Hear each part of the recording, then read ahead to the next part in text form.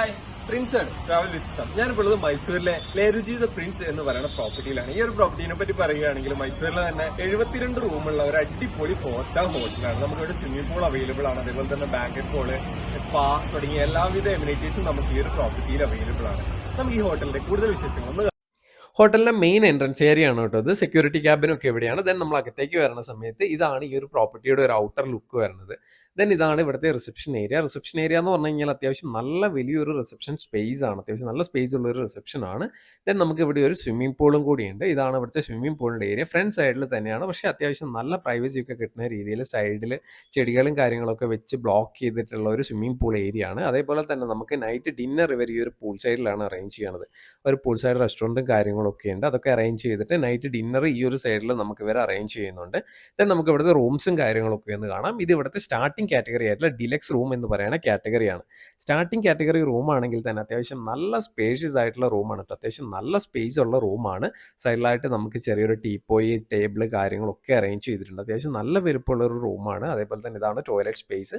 Toilet space ആണെങ്കിലും അത്യാവശ്യം നല്ല വലുപ്പമുള്ള ഒരു ടോയ്ലറ്റ് സ്പേസ് ആണ്. പിന്നെ എടുത്ത് പറയത്തക്ക ഒരു പ്രത്യേകത എന്ന് പറഞ്ഞു കഴിഞ്ഞാൽ ഈ ഒരു റൂമിന് വന്നിട്ട് നമുക്ക് അഡീഷണൽ ആയിട്ട് ബാൽക്കണി സ്പേസ് ഉണ്ട്. ബാൽക്കണി സ്പേസ് ആണെങ്കിലും അത്യാവശ്യം നല്ല വലുപ്പമുള്ളൊരു ബാൽക്കണി സ്പേസ് ആണ്. ഈ ഒരു ബാൽക്കണിയിൽ വന്നു നിന്ന് കഴിഞ്ഞാൽ നമുക്ക് കാണാൻ പറ്റുന്ന ഒരു വ്യൂ ആണിത്. ഇത് ഇവിടുത്തെ ഫാമിലി റൂം എന്ന് പറയുന്ന കാറ്റഗറി റൂമാണ്. ഈ ഒരു റൂമിന്റെ പ്രത്യേകത എന്ന് പറഞ്ഞു കഴിഞ്ഞാൽ 3 സിംഗിൾ ബെഡ് ആണ് ഈ ഒരു റൂമിലുള്ളത്. അത്യാവശ്യം നല്ല വലുപ്പമുള്ള ഒരു റൂമാണ്. നമ്മൾ നേരത്തെ ഡിലക്സ് റൂം കണ്ടതിനേക്കാളും കുറച്ചും കൂടി വലിയ റൂമാണ്. ഒരു 4 പേര് 5 പേരൊക്കെയുള്ള ഫാമിലി വരുവാണെങ്കിൽ എക്സ്ട്രാ ബെഡും കൂടി ഇട്ടിട്ട് നമുക്ക് ഈസി ആയിട്ട് അക്കോമഡേറ്റ് ചെയ്യാൻ പറ്റുന്ന ഒരു ഓപ്ഷനാണിത്.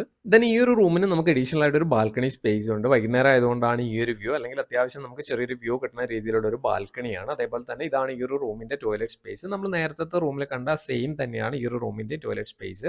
നെക്സ്റ്റ് ഇവിടുത്തെ പ്രീമിയം കാറ്റഗറി ആയിട്ടുള്ള സ്വീറ്റ് റൂം എന്ന് പറയുന്ന കാറ്റഗറിയാണ്. സ്വീറ്റ് റൂം എന്ന് പറഞ്ഞെങ്കിൽ ഒരു രക്ഷയില്ല കേട്ടോ. നമ്മൾ നേരത്തെ കണ്ട ഡിലക്സ് റൂമിന്റെ 3 ഇരട്ടി വലുപ്പമുള്ള റൂമാണ്. നമ്മൾ ജസ്റ്റ് എൻട്രി ചെയ്യുമ്പോൾ ഇതുപോലെ ഒരു സിറ്റിംഗ് ഏരിയയിലേക്കാണ് എൻട്രി ഉള്ളത്.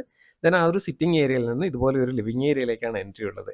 ലിവിംഗ് ഏരിയ എന്ന് പറഞ്ഞു കഴിഞ്ഞാൽ അത്യാവശ്യം നല്ല കോസ്റ്റ്ലി ആയിട്ടുള്ള സോഫ സെറ്റും കാര്യങ്ങളും ഒക്കെ അറേഞ്ച് ചെയ്തിട്ടുള്ള ഒരു വലിയ സ്പേസ് തന്നെയാണ്. ഇതാണ് ഇവിടുത്തെ ലിവിംഗ് ഏരിയ.